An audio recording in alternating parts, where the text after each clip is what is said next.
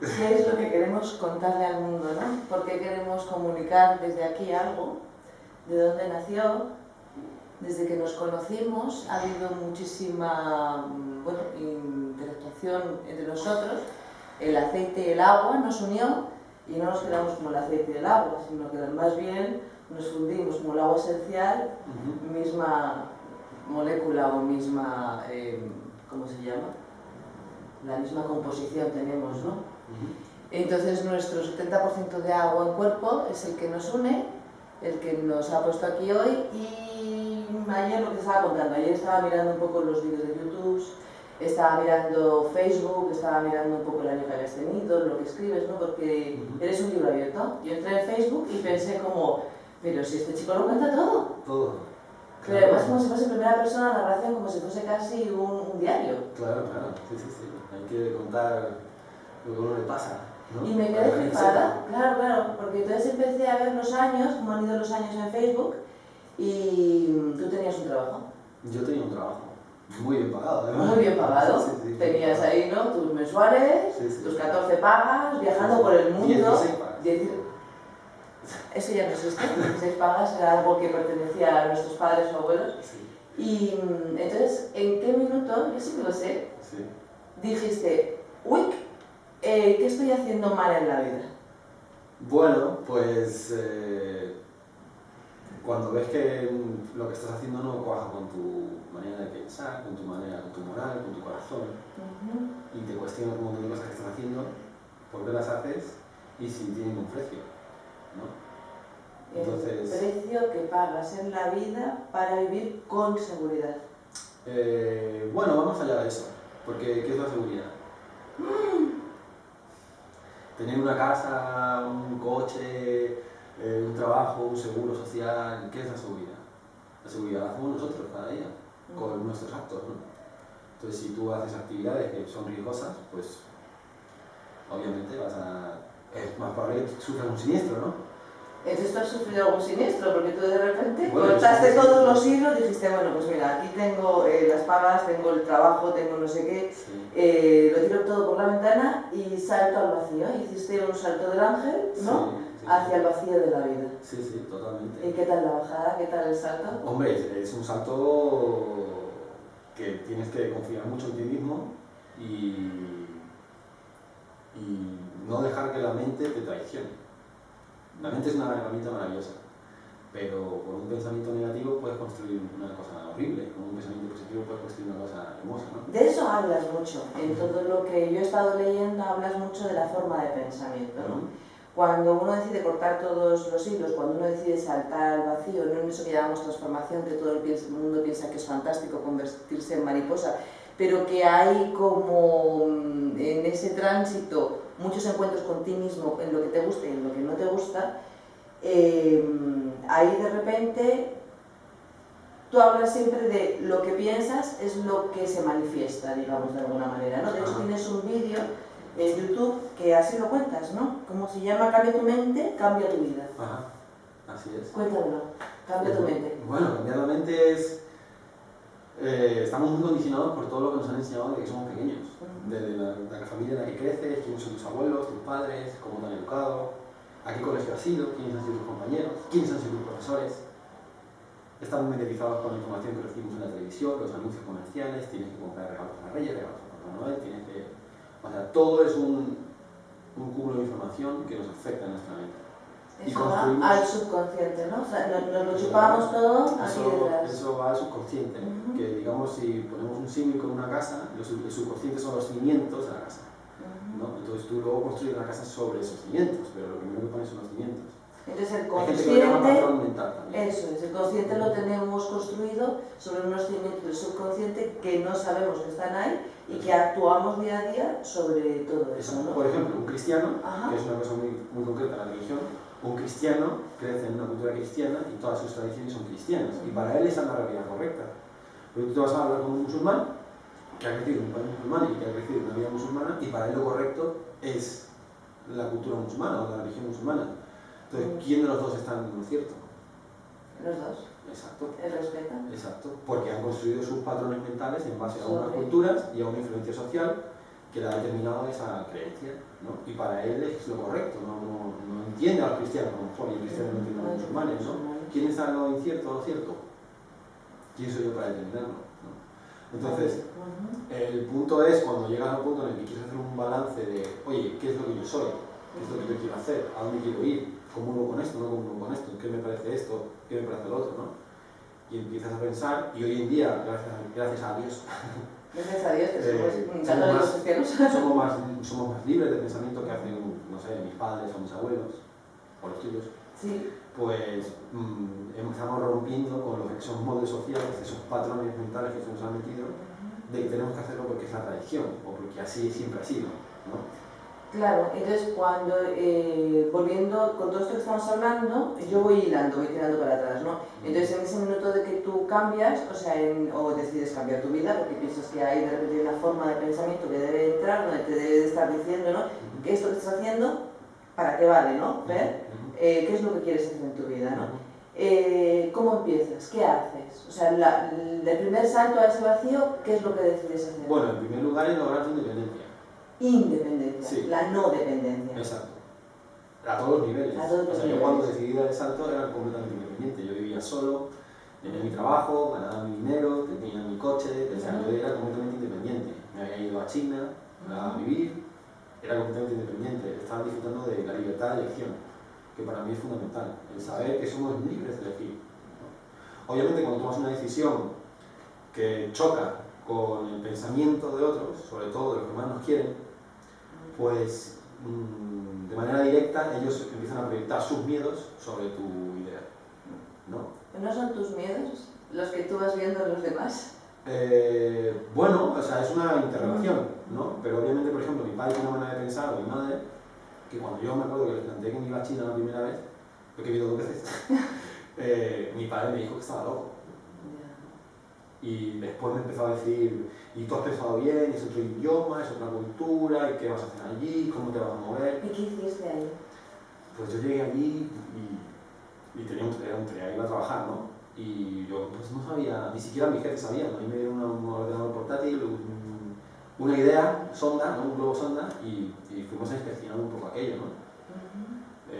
Teníamos una casa en Shanghái ya, una matriz, o sea, había una multinacional y había una oficina, por lo cual estaba muy respaldado en muchas cosas, ¿no? Pero a nivel mi trabajo, que era relación con todo a nivel comercial y de tráfico con España, pues íbamos sin saber muy bien a qué íbamos. ¿De China saltas a? De China regreso a España después. ¿De España? Estuve en Valencia 2 años. Sí. ¿De Valencia? De Valencia volví a Madrid durante 6 meses y después me volví a ir a China otro año más. ¿Y después? Y ahí fue cuando ya rompí con todo y me fui a Filipinas. ¿Y de Filipinas? De Filipinas regresé a España y de España estuve como 2 años y me fui a Latinoamérica, a Perú. Bueno, a Latinoamérica... Pasado por Brasil. Pasé por Brasil, fui a Perú, fui a Bolivia, fui a Chile y luego decidí, pues por amor y por otras cosas, irme a Perú. Vale, tremendo. Y entonces cuando hablamos de las personas que van, cuando viajas, te vas conociendo mucho a ti mismo, ¿no? Sí, claro. Y en esos cambios que uno tiene que decidir sobre salto al vacío o no, lo dejo todo, me voy a China, me voy a Valencia, vengo... es ahí donde hay un conocimiento de la persona, ¿no? Que te encuentras con tu soledad, con tus luces, con tus sombras, con todo. Y si tuvieses que definir qué somos, porque en todo este baile dentro de un globo terráqueo, ¿no? Sí. ¿Qué somos? Pues para mí somos seres naturales, seres del planeta, seres vivos de este planeta, como un perro, un gato, ¿no? Que hemos desarrollado una capacidad mental de entender cosas que otros animales no entienden, ¿no? Un grado de conciencia más elevado. Eso no significa que los animales no sean conscientes, pero un grado de conciencia, vamos a decir, bueno, más elevado. Es que la conciencia tiene su juego, ¿no? Somos conscientes de hacernos preguntas, nos podemos preguntar por qué, ¿no? Pero no dejamos de ser seres naturales de este planeta, ¿no? O sea...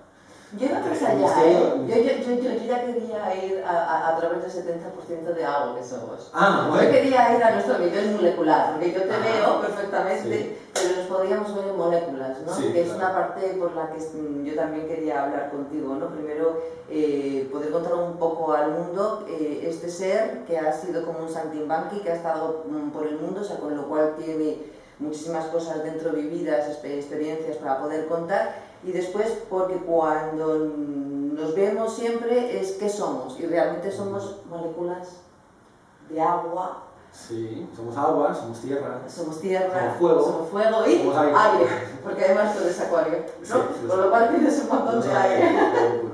Yo Yo soy Tauro, con lo cual tengo un montón de tierra. Entonces, claro, cuando vamos al agua, entonces vamos a hacer todo ese viaje que fue para ti de conocimiento y llegas a Perú. Y en Perú te encuentras con una gran aliada. Sí. El agua. El agua.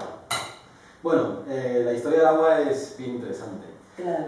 Mi madre contrajo un cáncer hace ya 2 años y bueno, la trataron, ella se fue a tratar y yo siempre estaba metido en todo esto de la sanación, ¿no? Porque quería ser fisioterapeuta y bueno, hago un montón de cosas y cambios en mi vida, pero siempre he estado vinculado a eso, siempre leyendo, siempre informándome. Y bueno, cuando mi madre contrajo el cáncer me empapé mucho sobre el cáncer, ¿no? Me interesé mucho sobre ello.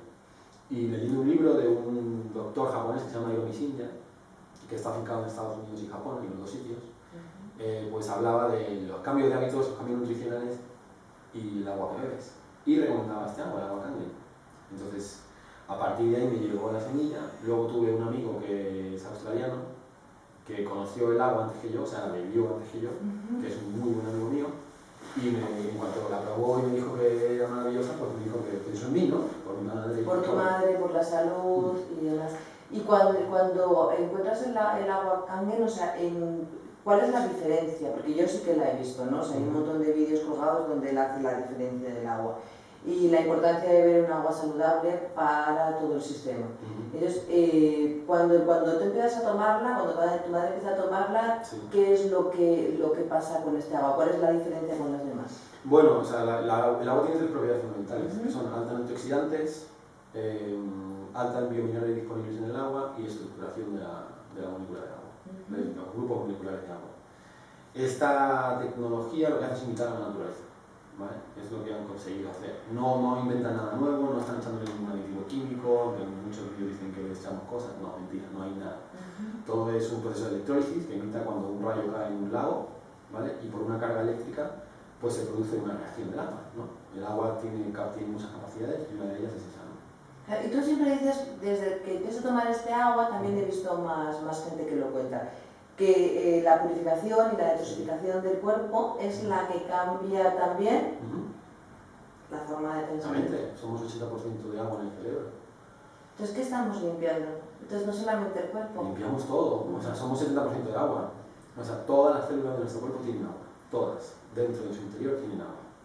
Y fuera también, porque están en el líquido intersticial, que se llama, que es una enorme piscina donde todas las células están, digamos, flotando, y que ese líquido intersticial sirve como el sistema de cañerías, más o menos, de una ciudad, ¿no? O sea, donde se vierten, pues donde llegan los nutrientes, donde se vierten todas las sustancias de desecho, y ese agua tiene que estar limpia. Tiene que estar limpia. Y entonces, cuando empiezas a tomar el agua, no solamente es el cuerpo lo que se limpia, sino que es también la mente, con todos los pensamientos tóxicos.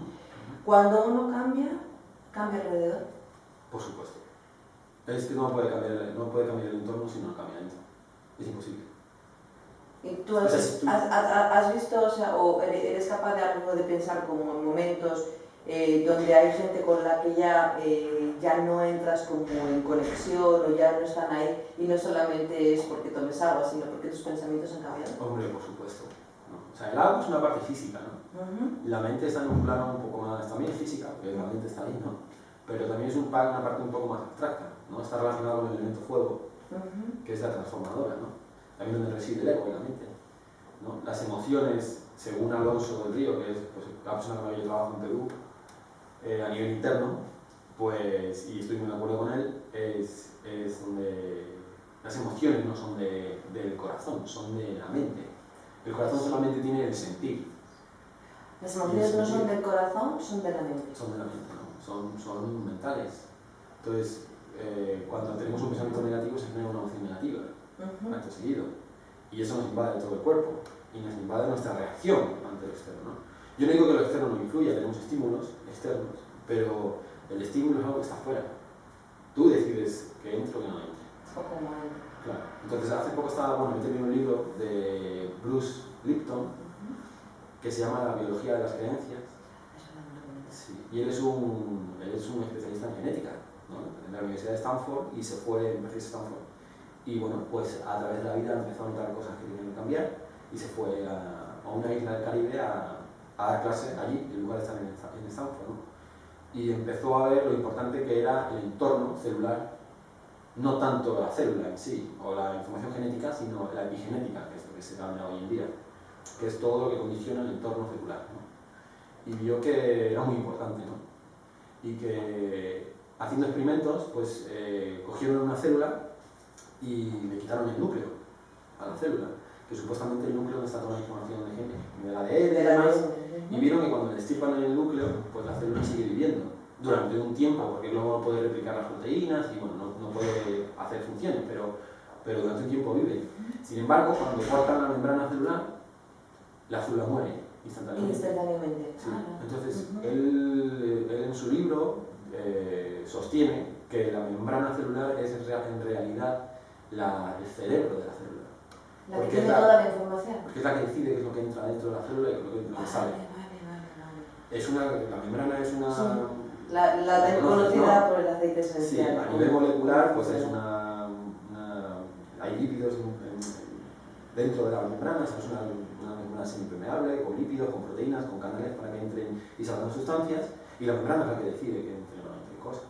Y esa es la que lleva toda la información, también de lo que comemos, de lo que pensamos. Bueno, la célula es un fractal como nosotros, o sea, tiene un montón de orgánulos dentro, la mitocondria, que está en la respiración, el núcleo, que es para la replicación del ADN, y más partes, ¿no? El citoplasma, la membrana, el aparato de Golgi, o sea, todo es una parte más pequeña de vida, pero que se come, respira, defeca. Claro, lo que yo veo, sobre todo en estos últimos meses y demás, es que todo el mundo está como diciendo, no, porque pues no sé, este alimento, este agua o este aceite esencial trabaja a nivel celular, ¿no? Y parece que estamos todos como intentando darle la información deseada a la célula con lo que comemos y con lo que bebemos. Y todo está destinado a la célula. Y yo digo, ¿y por qué pujamos tanto? Para la célula. Sí, porque a veces cuando hay este tipo de... Es como, si la célula es libre, si tú vives libremente, tu pensamiento es normal, comes y bebes normal, porque es como, no, voy a alimentar, voy a proteger, voy a cuidar, tenemos como, en cierto modo, caemos en cierta obsesión con las cosas. Ahora nos toca la célula, y todo el mundo obsesionado con alimentar la célula, con la información de la célula, y entonces es como, ¿no? Sí, es que las células se nutren dependiendo de lo que nosotros ingerimos. Pero entonces, ¿no será que nosotros tendríamos que cambiar nuestro hábito de vida a algo más normal? En vez de empeñarnos en dar tanta información a la célula. Tenemos que reducir muchísimo nuestro modo de vida. O sea, yo no sé si es necesario comer 3 veces al día. Por ejemplo. La verdad, no estoy tan convencido de que sea una necesidad imperiosa. Sin embargo, lo hacemos por costumbre. Desayuno, comida y cena. Más merienda, más picoteo entre horas. Sí, ¿no? Hay muchos médicos que sostienen que es mejor comer pocas cantidades más veces al día, Eso es lo que hago, ¿no? 5 veces al día, por ejemplo. Para mí lo más importante es que cada uno encuentre lo que le sienta bien, ¿no? Porque claro, al final es fundamental. Te conviertes que, bueno, el ser humano es aparte de, bueno, es costumbres y hábitos, ¿no? Aquello a lo que le habitúas las 3 veces. Pero si realmente pensases, ¿no? Y te dieses un tiempo y un espacio en decir, ¿y para qué hago yo esto, no? ¿Para qué como 3 veces al día 2 platos? ¿Y para qué duermo yo o de 8 a 10 horas? Porque como parece que todo lo hemos leído, te lo digo subconsciente, a esa programación humana que nos han hecho y lo hemos dado por real. Claro. Y entonces vamos en esos parámetros. En esos patrones. Son paradigmas que se nos construyen a nivel social, porque bueno, nosotros decimos la educación de nuestros padres y nuestros padres pues, hacen lo mejor que pueden, ¿no? Lo mejor que saben, no hay que criticarles ni nada por el estilo. Pero cuando uno crece y hay algo que no le funcione, ¿por qué lo sigues haciendo? Si ves que no te funciona o que no te resuena, pues simplemente... ¿Y por qué no te lo cuestionas? Claro, cuestiónatelo y experimenta otra cosa, ¿no? Claro. Porque eso me parece interesante, porque toda la información que recibimos, al igual que creo que la obsesión con la célula y ahora mismo, ¿no? Creo que recibimos demasiada información, ¿no? A través de YouTube, a través de leer los libros, de las conferencias, y yo encuentro que yo misma y mucha gente estamos metida en estamos de información al 99,9%. Después, ¿y qué haces? Nada. Claro, exacto. Mucha gente dice, no, es que he leído que el té de no sé qué es bueno, que el té de no sé cuánto es bueno. Oye, pues si te tomas un té solo y luego sales el viernes y te tomas 7 copas y una comida copiosa y pues el té que tú te has tomado supuestamente bueno no va a hacer nada. Es buenísimo, claro, seguro. No va a hacer nada porque no está acompañado con otro montón de cosas que hay que hacer para que tú tengas un equilibrio y te sientas mejor de manera constante, lo más constante posible, ¿no? Porque bueno, somos... Vives donde vives. Ahí existen los biorritmos, que son pues, épocas de estar más arriba y otras épocas de estar más abajo, ¿no? Que son normales. En la naturaleza, una vez tuve con un amigo, un buen amigo mío, Nacho, una conversación hace años sobre qué era la naturaleza. Y yo le decía que era orden y él me decía que era caos. Y hace muy poquito tiempo pues me di cuenta que los dos teníamos razón. La naturaleza es un orden en constante caos, continuamente. O sea, genera orden y de repente un terremoto lo manda todo a reír parados, ¿no? O un tsunami o lo que sea, ¿no? Sí. Pero la vida vuelve a estructurarse de nuevo, ¿no? Y nosotros somos parte de esa creación. Nos movemos exactamente en los mismos ritmos que la naturaleza. A nuestro tiempo, ¿no? A nuestra cronología y demás. Bueno, en el hombre, si lo miramos, es un poco igual, déjame pensar. Sí, porque realmente estamos en un orden, ¿no? Entonces llega la Navidad, no es por la Navidad. Entonces ya estamos en un orden así con nuestra medita, con nuestra buena salud de agua, de comida, de aceites esenciales y demás. Entonces llega cualquier cosa externa, ¿no? Que puede ser huracán o lo que sea, y te desestabilizas completo para después volver a tener una estabilidad. O sea, claro, nosotros somos naturaleza y somos el desorden en vivo y en directo. O sea, claro. Es como... Exacto. Claro, porque yo siempre tengo la sensación... O sea, la luna, por ejemplo, la luna es un astro que está relacionado con la feminidad, ¿vale? Si te fijas, el ciclo de la luna son 28 días. La menstruación son 28 días. Está relacionada con el movimiento de agua. El agua es la parte más de lo femenino.